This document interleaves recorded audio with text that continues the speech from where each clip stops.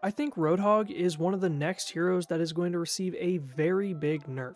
What's going on, everyone? Welcome back to the channel. Today I want to talk about two tanks in particular, Doomfist and Roadhog. As we all know, Doomfist just got a ton of buffs, but this increases power mathematically. Roadhog has a power that is very different. It doesn't come from numbers, it comes from the old powers that were in Overwatch 1. There's only a few characters out there like this in my opinion, and these powers that are only present in a select few heroes is something equivalent to Roadhog's hook. It's a one-shot ability for a tank that doesn't really fit into the meta right now, and it's why he's dominating. It's hard locked into his character because it's a part of his character so much. How are they going to change his hook? This is an ability that can only be tinkered with so much before needing a full rework, which is where the issue lies. Is it okay for a tank to have a one-shot ability? Is it okay for Roadhog to be more specifically like a damage hero? And what can they possibly do to change Roadhog's hook or other aspects of his kit that won't feel like they're changing him up too much that he's not the same character anymore? And don't get me wrong, there are definitely ways to dial back his hook a bit. The way it hooks onto players, the length,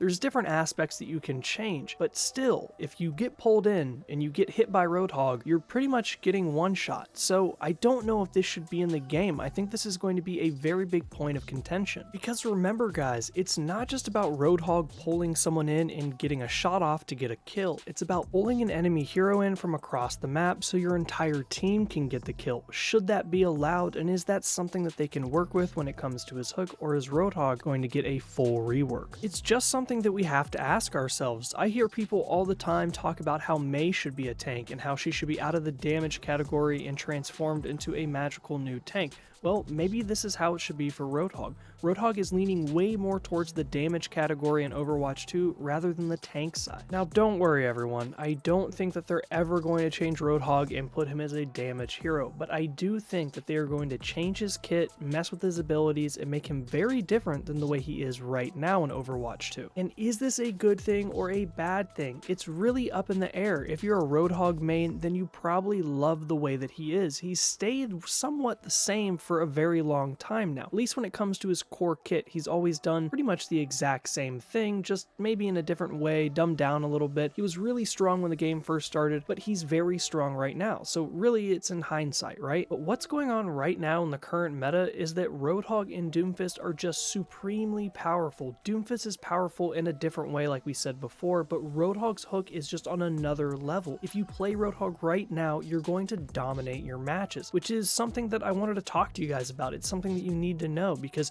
if you're looking to rank up in the tank category, there is no other tanks that you should be playing besides Doomfist and Roadhog.